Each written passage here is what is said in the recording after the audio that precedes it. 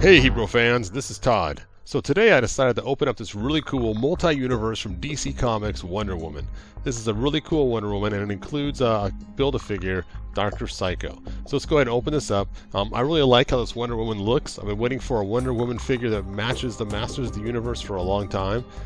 As you know, they've already made the Superman and the Batman and some others. And so this is kind of cool to have a Wonder Woman, so you have the full trio. Now, on the back, you can see some other figures in the collection. In fact, I've already got Wonder Girl as well. There she is. And maybe I might do a review on her as well. And then, of course, we have our Build-A-Figure that we can also make from the two different packs. So, kind of cool to get a Build-A-Figure so quick. So let's go ahead and open her up and let's take a look. So you can see the Build-A-Figure parts off to the side. Let's go ahead and look at those. And you can see that it comes with the arm. You know what? Let's wait till later. I want to make another video probably on that figure itself. Let's just get Wonder Woman out of this package. So she comes with a small little knife. Kind of cool. And then let's go and pull her out of here. It's kind of a little difficult to get her out. Just be careful not to ruin her as you pull her out. And there she is. Pretty cool looking action figure. I actually like her a whole lot. She looks really cool. There's a close-up of her face. You can see what she looks like. They did a really good job with the paint and the sculpt on this. Let's see how she looks next to Hebrew. You can kind of see the size comparison and how well she fits into the Masters of the Universe line.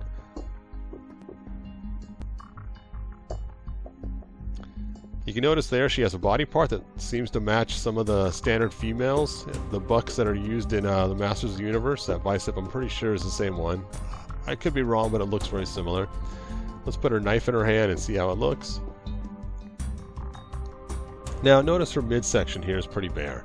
I think she's missing some color. I think I'm going to add some red paint to the back and the front. I'm going to put the paint right up to the area right under the straps on the back. So I'm going to use this kind of clearish red paint. But before we do that, we have to first get her head off. So I'm going to drop her in this hot water, let it soak for about 2 to 3 minutes, and this will allow the plastic to soften up so I can pull her head off. So just let her soak in there, 2 to 3 minutes. Once the time's up, you can pull her out, pop her head off. Now this particular figure, the head's not made to come off and on like it is with some of the other Masters of the Universe figures. It takes a little bit of effort to pull it off and put it on. Just keep working. Be careful not to break the neck peg during this portion. Alright, we got it off. So that's what she looks like without her head. Just pops right back on there, make sure it's hot. Now, notice this little tab right here on her headpiece. I kind of don't like it. Let's pull it back and take a look, and you can see there's paint underneath there and a nice sculpt. So I'm going to take and cut that off. I'm going to grab some sharp scissors and just chop that right off while it's still hot. Now, if it looks too bad, I can put some gold paint underneath it or even use a Dremel tool to straighten it out. But I think that's close enough. I kind of like it, and you're not going to see that spot with the paint showing there in most angles. So I'm just going to leave it and not bother painting it. I think that works well.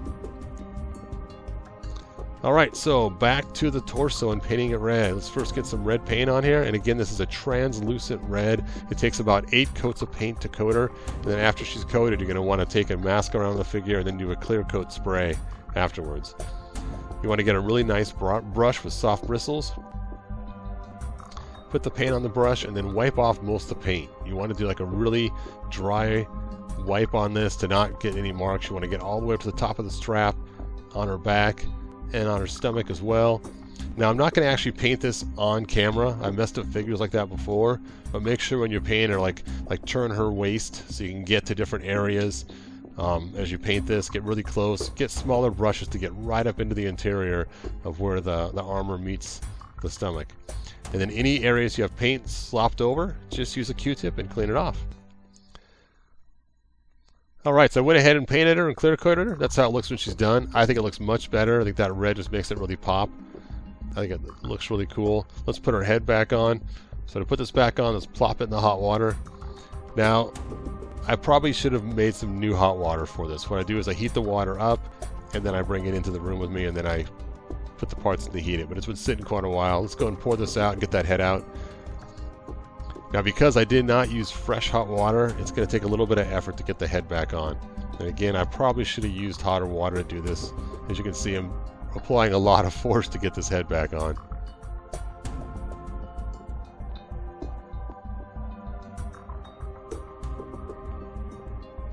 Alright, and there we go.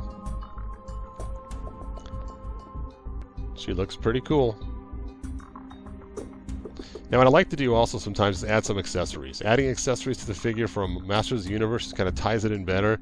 I think her knife is just kind of a weak, and you saw in the movie she had a really cool sword, so I'm going to go ahead and give her a sword for the Masters of the Universe collection. And this sword seems to match the style. It kind of reminds me of that movie that Brad Pitt was in with that sword. It looks very similar to that movie Troy. I think that fits really well. Alright, so here's how she looks now that I finished her, and her headpiece.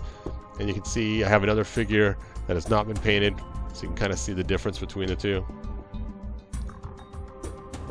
And there's the back. Now something else I think she's missing is her golden lasso. She has one little plastic one around there, but this string is going to work great. It's a gold string, and it's thicker, so it fits good in her hands. I'm going to go ahead and take a piece of this and cut it. And of course her lasso wouldn't be a lasso without looping one end of this. So I'm going to use a slip knot and loose one end as well. And that's kind of the trick to make the lasso out of it. So here she is in action with her new lasso. Getting some random warrior to tell the truth. Alright, let's go ahead and compare her to a female figure of the line. So here she is next to my 2000X Custom Evil Lynn. And you can see she fits right in. Subscribe. I'll talk to you later.